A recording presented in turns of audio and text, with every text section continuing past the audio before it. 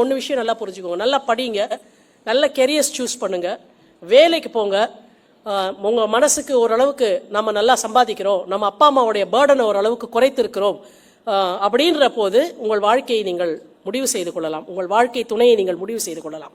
ஆனால் பள்ளிக்கூடத்திலே படிக்கின்ற பொழுதோ கல்லூரியிலே படிக்கின்ற பொழுதோ இன்னும் உங்கள் வாழ்க்கையிலே நீங்கள் உங்களை நிலைநிறுத்தி கொள்ளாத ஒரு சூழ்நிலையில் இந்த பைத்தியக்காரத்தனமாக சினிமாவிலே காட்டுகிறார்களே, யூனிஃபார்ம், ஸ்கூல் யூனிஃபார்ம் போட்டுக்கிட்டு லவ் பண்றதுன்னு, அந்த முட்டாள்தனத்தை மட்டும் உங்கள் வாழ்க்கையில் நீங்கள் செய்து விடாது. நான் காதலுக்காக சாகர அளவுக்கு ரிஸ்க் எடுக்க தயாராக இருக்கேன்னு முட்டாள்தனமான நம்முடைய கதாநாயகிகள் பேசுவார்கள். என் மாணவ செல்வங்களே, அந்த மாதிரி முட்டாள்தனமான முடிவுகளை நீங்கள் உங்கள் வாழ்க்கையில் எடுக்காதீர்கள் என்பதை நான் திரும்ப திரும்ப உங்களுக்கு சொல்லுகிறேன்.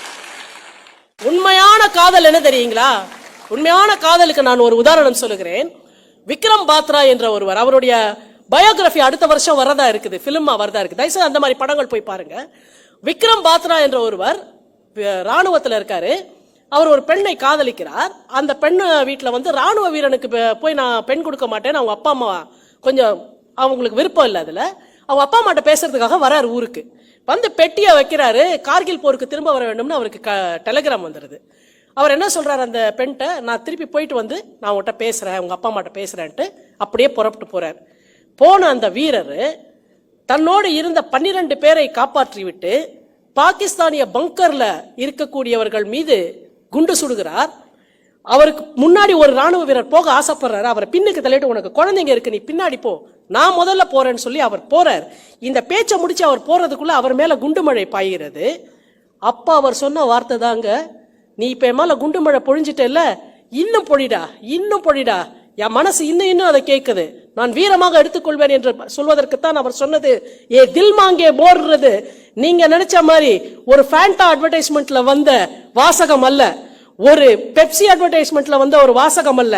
தில் மாங்கே மோர் என்று சொன்னது ஒரு ராணுவ வீரன் எதிராளியினுடைய குண்டு மழை என்னுடைய இதயத்தை துளைக்கட்டும் என்பதற்காக சொல்லப்பட்ட வார்த்தை. அவன் இறந்து போகிறான். அவன் ஒரு பெண்ணை காதலித்தான். அந்த காதலி இன்று வரைக்கும், எப்ப 99ல நடந்தது கார்கில் வார், இன்னைக்கு நம்ம என்ன இருக்கோம், we are going to reach 2019 இல்லையா? 20 ஆண்டுகளாக திருமணம் செய்து கொள்ளாமல் எங்கோ ஒரு கிராம பள்ளிக்கூடத்திலே ஆசிரியராக வேலை செய்கிறார். உண்மையான காதல் என்பதை வாழ்க்கையில் அதை வாழ்ந்துட்டு இருக்கவங்க கிட்ட நீங்க பார்க்கலாம். சினிமாக்குள்ள காட்டுற காதலை பார்த்துட்டு இதெல்லாம் காதல் நினைச்சுட்டு டெடி பேர் கொடுக்கறது காதல், ஒத்த கவிதை எழுதினா காதல், SMS பண்ணா காதல், பிட்சா வாங்கி கொடுத்தா காதல், இது எதுவுமே காதல் இல்லை. உங்க வாழ்க்கையை நீங்க முதல்ல நல்லா படிங்க, நல்லா வேலைக்கு போங்க, உங்களை நல்லா பார்த்துக்கோங்க. இந்த சமூகத்திற்கும் உங்கள் பெற்றோர்களுக்கும் நீங்கள் படித்த பள்ளிக்கூடத்திற்கும் உங்களால் ஏதாவது செய்ய முடியும் என்றால் அதை கான்ட்ரிபியூட் பண்ற அந்த தகுதி உங்களுக்கு வருகின்ற பொழுதுதான் உங்கள் வாழ்க்கையை முடிவு செய்யக்கூடிய தகுதியும் பக்குவமும் உங்களுக்கு வரும். அந்த மெச்சூரிட்டி அது வரைக்கும் உங்களுக்கு வராது. எனவே சினிமா காதலை பார்த்து ஏமாந்து விடாமல் நல்ல நட்பை பகிர்ந்து கொள்ளுங்கள். சந்தோஷமா எல்லாரும் ஃப்ரெண்ட்ஸா இருங்க. ஹாப்பியான ஒரு வாழ்க்கையை, மிக மகிழ்ச்சியான ஒரு வாழ்க்கையை. உங்க பொண்ணை ஒரு பையனோட பார்த்தனேன்னு யாராவது நம்ம அப்பா அம்மாட்ட சொன்னா, தெரியுமே என் பொண்ணு அந்த பையனை ரொம்ப க்ளோஸ் ஃப்ரெண்ட்ஸ், எங்க வீட்டுக்கு கூட வரான, என் புள்ள மாதிரி அவன் அப்படின்னு சொல்ற மாதிரி